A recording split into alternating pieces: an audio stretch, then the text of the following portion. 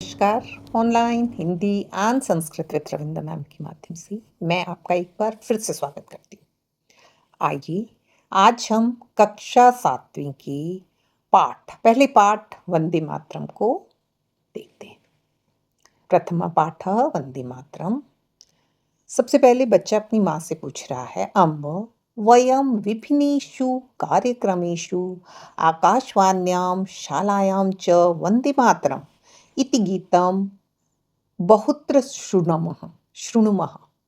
माँ, हमने विभिन्न कार्यक्रम में, आकाशवाणी में, शालायाम, विद्यालयों में वंदे मातरम इस गीत को बहुत सुना है, किंतु अस्य अर्थम न जानीमः।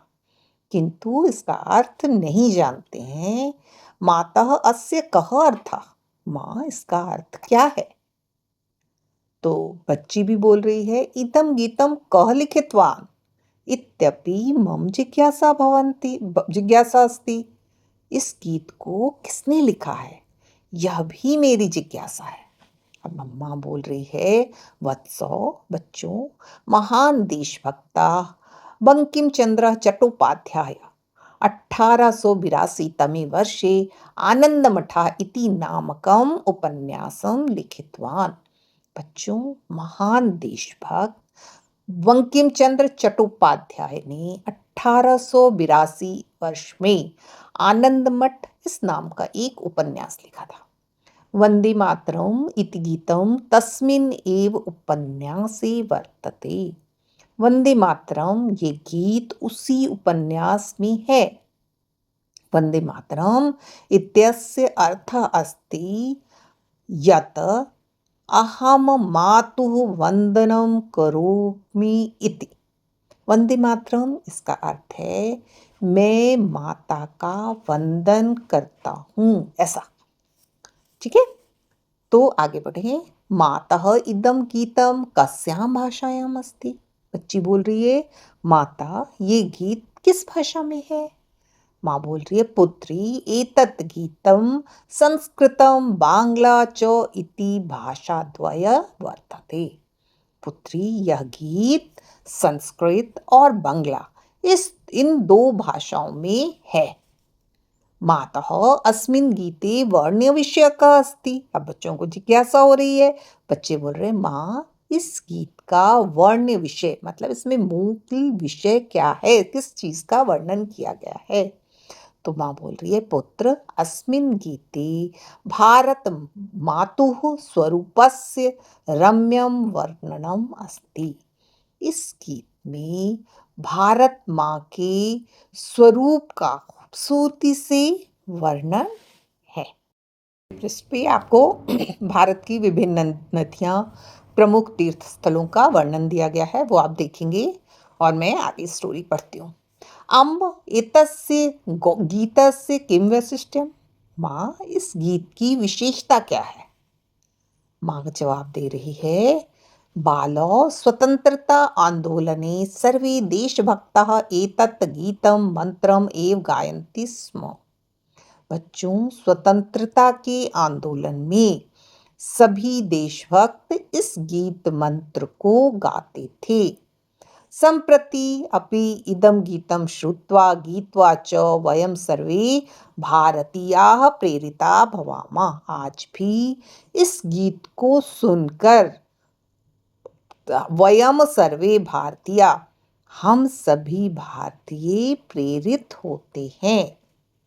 फिर लड़की पूछ रही है, मातः वंदे मातरम इति गीतस्य अर्थः इतिहास च कियान् महान् अस्ति खलु? भाई माँ, वंदे मातरम इस गीत के अर्थ का इतिहास में क्या क्या महत्व है? लड़का बोल रहा है, अम्ब आवाम अस्माकं राष्ट्रध्वजस्य विषये अपि किंचित ज्ञातुम इच्छावः। माँ, आवाम मतलब हम दोनों हमारे राष्ट्रध्वज के विषय में भी कुछ जानना चाहते हैं। माँ बोल रही है, साधु अधुना वयं भारत मातुः त्रिवर्ण ध्वजस्य च विषये जानीमः। बहुत अच्छा, अब हम लोग भारत माँ के त्रिवर्ण ध्वजस्य तिरंगे झंडे के विषय में जानेंगे। ईशा अस्माकं वत्सला भारत माता, यह हमारी प्यारी भारत माता। अहो अस्माकं भारत मातुः महात्म्यम्, अरे हमारी भारत माता का महात्म्य, उनकी इम्पोर्टेंस। साक्षात् पर्वतराजः हिमालयः मुकुटरूपेण अस्याः मस्तके शोभते। साक्षात पर्वतराज हिमालय मुकुट के रूप में इसके मस्तक पर शोभायमान होते हैं, सुंदर लगते हैं। अस्याः चरणों प्रक्षालयति स्वयं रत्नाकर समुद्र, स्वयं रत्नाकर समुद्र अस्याः चरणों प्रक्षालयति, इसके चरणों को धोता है। भारत भूमौ महेन्द्रः मलयः सद्य रैवतक विंध्य अरावली इत्यादयः श्रेष्ठा पर्वता विराजन्ते। भारत भूमि में महेंद्र, मलय, सह्याद्रि, रैवतक, विंध्य, अरावली इत्यादि श्रेष्ठ पर्वत विराजन्ते विराजमान होते हैं। अत्रैव गंगा यमुना सरस्वती सिंधु ब्रह्मपुत्र गंडकी महानदी नर्मदा गोदावरी कृष्णा कावेरी इत्यादयाः पवित्राः नद्याः प्रवहन्ति। यहाँ अत्रैव मतलब यहाँ ही गंगा यमुना सरस्वती ये सब नदियों के नाम है। सिंधु ब्रह्मपुत्र गंडकी महानदी नर्मदा गोदावरी कृष्णा कावेरी इत्यादि पवित्र नदियां बहती हैं। नद्याः अपि अस्माकं मातरः इव, नदी भी हमारी माता के ही समान है। अयोध्या मथुरा हरिद्वार काशी कांची अवंतिका वैशाली द्वारिका पुरी गया प्रयाग पाटलिपुत्र विजयनगरम इंद्रप्रस्थ सोमनाथ अमृतसर ये सारे शहरों के नाम हैं। इत्यादिनी मंगलानि तीर्थक्षेत्राणि नगराणि च भारत भूमौ एव शोभन्ते, ये सभी मंगल तीर्थ क्षेत्र हमारी भारत भूमि पर ही शोभमान होते हैं। एतेषां तीर्थक्षेत्राणां धूलिं ललाटे स्थापयन्तु विविधेभ्यः प्रदेशेभ्यः असंख्याः जनाः आगच्छन्ति।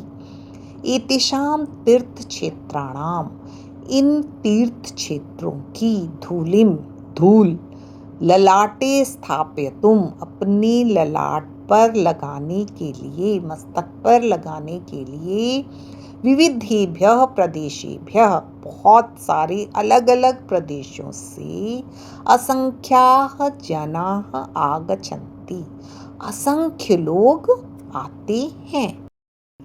भारत मातुः हस्ते विलसति त्रिवर्णयुक्तः राष्ट्रध्वजः, भारत माता के हाथ में त्रिवर्ण युक्त 3 रंगों से युक्त राष्ट्रध्वज चमक रहा है। अहो अस्य शोभा, अरे इसकी शोभा। अस्मिन् राष्ट्रध्वजे केशरः श्वेतः हरितः च वर्णाः विराजन्ते, इस राष्ट्रध्वज में केसर ऑरेंज सैफरन श्वेतः सफ़ेद हरितः हरा चौवर्णः मतलब केसरिया सफ़ेद और हरा रंग विराजमान होते हैं। ध्वजस्य मध्ये सुंदरम नीलवर्णम चक्रम अपि शोभते, ध्वज के बीच में सुंदर नीलवर्णम नीले रंग का चक्रम अपि शोभते, चक्र भी सुंदर लगता है। ध्वजे विराजमानाः वर्णाः चक्रम च विशिष्टम संदेशम प्रयच्छन्ति, ध्वज में जो विराजमान रंगों में रंग और जो चक्र हैं वो विशिष्ट महत्वपूर्ण संदेश देते हैं। त्रिवर्ण ध्वजस्य ऊर्ध्वभागे विराजते केशरवर्ण, त्रिवर्ण मतलब तिरंगे झंडे के सबसे ऊपर के भाग में केसर वर्ण सैफरन कलर विराजमान है। ईशावर्णा त्याग परंपराया शौर्य परंपराया च सूचकः अस्ति। ये जो रंग है केसरिया, वो त्याग परंपरा और शौर्य परंपरा वीरता का सूचक है। ये भारत मातुः आजीवनं सेवां कृतवन्तः देशस्य स्वतन्त्रतां प्राप्तुं सहर्ष स्वप्राणान् अर्पितवान् च तेषां वीराणां बलिदानां सूचयति एषः वर्णः।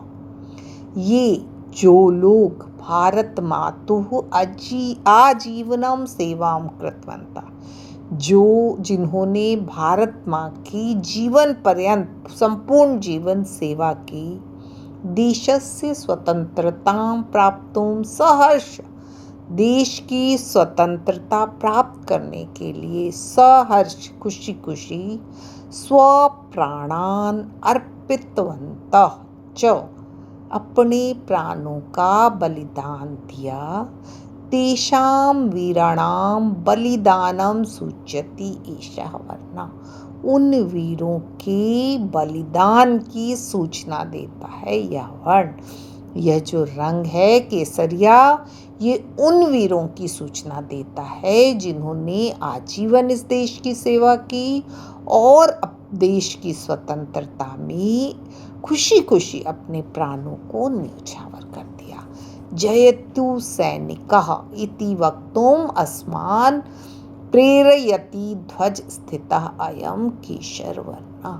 सैनिकों की जय हो, ऐसा वाक्य हमारे द्वारा अस्मान् प्रेरयति ध्वज स्थितः अयं केशरवर्णः। ये ध्वज में, झंडे में ये जो केसर वर्ण है, वो जयतु सैनिकों की जय हो, इस बात को कहने के लिए हमें प्रेरित करता है। कृषक बंधुवा मतलब किसान बंधु, किसान भाई, अस्माकं भारत भूमिं सर्वदा स्वस्वेद बंधुभिः सिंचति। हमारी मातृभूमि को हमेशा स्वस्वेद बिंदु मतलब अपने पसीने से सींचते हैं। एतेषां परिश्रमेण एव भारत भूमिः हरित वर्णमयी समृद्धा सस्य श्यामला च संजाता। एतेषां परिश्रमेण, इनके ही परिश्रम से ये जो भारत भूमि है हरित वर्णमयी हरी भरी समृद्ध सस्य श्यामला मतलब इनके ही परिश्रम से भारत भूमि हरी भरी सहित समृद्ध सस्य श्यामला हो गई। भारत मातु समृद्धि ईशा आभा हरित रूपेण अस्माकं राष्ट्रध्वजे विराजते। भारत माता की समृद्धि की यह आभा हरित रूप में, जो हमारी धरती के, हमारे खेत खलिहानों के जो रूप है हरित रूप में, अस्माकं राष्ट्रध्वजे विराजते, हमारे राष्ट्रध्वज में विराजमान होते हैं। जयतु कृषकः इति वक्तुम् अस्मान् प्रेरयति ध्वज स्थिता एषा हरित वर्ण। ध्वज में स्थित यह हरित वर्ण हमें जय किसान ऐसा कहने के लिए प्रेरित करते हैं। मध्ये स्थित श्वेत वर्णः शांतिः सत्यस्य च द्योतकः अस्ति। मध्य में जो बीच में सफ़ेद वर्ण स्थित है, सफ़ेद रंग स्थित है, वो शांति और सत्य का द्योतक है, सत्य को और शांति को बताने वाला है। अणुशास्त्रे, संगणक शास्त्रे, चिकित्सा शास्त्रे, अंतरिक्ष शास्त्रे, आयुध शास्त्रे इत्यादिषु विज्ञानस्य विभिन्नेषु क्षेत्रेषु भारतीय वैज्ञानिकैः महत् यशः प्राप्तम् अस्ति। अणुशास्त्र, अणु मतलब एटम शास्त्र, संगणक कंप्यूटर, चिकित्सा मेडिकल, अंतरिक्ष आयुध इत्यादि विज्ञान के जो विभिन्न क्षेत्र हैं, भारतीय वैज्ञानिके महत् यशः प्राप्तमस्ति। उसमें भारत के वैज्ञानिकों ने बहुत यश प्राप्त किया है, बहुत ख्याति प्राप्त की है। वैज्ञानिकानां तत् धवलम यशः, वैज्ञानिकों का वह सफेद यश धवल वर्ण रूपेण राष्ट्रध्वजस्य मध्ये विलसति। वैज्ञानिकों का वह जो सफेद यश है, जो उनका वो ही सफेद रंग के रूप में राष्ट्रध्वज के बीच में है। भारतीय विज्ञानम शांतिम प्रगति सुरक्षाम च परिपोषयति। भारतीय विज्ञान शांति, प्रगति और सुरक्षा का पालन करता है। जयतु वैज्ञानिकः इति वक्तुम् अस्मान् प्रेरयति ध्वज मध्यस्य अयं धवल वर्णः। वैज्ञानिकों की जय हो, यह कहने के लिए ये जो सफेद वर्ण है, सफेद रंग है, हमें प्रेरित करता है। ध्वजे विराजमानस्य घन नीलवर्णस्य चक्रस्य नाम धर्मचक्रम अस्ति। ध्वज में विराजमान आसमानी नीला, घन मतलब आकाश, आसमानी नीला चक्र है जो धर्म चक्र है। अस्मिन् चक्रे चतुर्विंशति आराः सन्ति। इस चक्र में चतुर्विंशति 24 अर हैं। जो लाइन्स होती हैं उनको अर कहते हैं। 24 अर हैं। एतत् चक्रम चलनीयम कर्तव्य पथे वै न विरम सततम चल। यह चक्र चलनीयम कर्तव्य पथ पे चलना है, न विरम नहीं रुकना है, सततम चलम इति हमेशा निरंतर चलना है, इति भावम बोध्यति यह भाव बताता है। सूर्यः विरामं विना नित्यं संचरति। सूर्य विश्राम के बिना, बिना रुके नित्य संचारित होता है, सुबह उगता है। नदी कष्टानि सहमानापि ध्येयं प्रति नित्य प्रहरति। नदी कष्ट सहते हुए भी अपने लक्ष्य की ओर नित्य बहती है। इदं चक्रम जीवने श्रांते आलस्यस्य प्रमादस्य च स्थानं न भवतु। यह जो चक्र है वो हमें बताता है कि जीवन में थकने का, आलस्य का और प्रमाद का कोई स्थान नहीं है। इति संदेशं प्रवक्ष्यति, ऐसा संदेश देता है। वयं सर्वे अपि धन्याः यत् अस्यां पवित्र भूम्यां जन्म प्राप्तवन्तः। हम भी धन्य हैं जिसने इस पवित्र भूमि पर जन्म लिया है। वयं पवित्रायाः भारत मातुः नित्यं वंदनं कुर्मः। हम लोग इस पवित्र भारत माता का नित्य वर्णन हमें करना चाहिए। अस्याः गौरवर्धनार्थं च प्रयत्नं कुर्मः, और इसे आगे बढ़ाने का प्रयत्न भी हमें करना चाहिए। आगच्छन्तु मिलित्वा सर्वे गायामः। आओ सभी मिलकर गाते हैं। क्या गाते हैं? वयं बालका भारत भक्ता। हम सभी बालक भारत के भक्त हैं। वयं बालिका भारत भक्ता। हम सभी लड़कियां, जितनी बालिकाएं हैं वो भी भारत की भक्त हैं। वयम ही सर्वे भारत भक्ता। हम लोग सभी भारत के भक्त हैं। पृथ्वी सर्वे स्वर्गम जेतुम शक्ताः।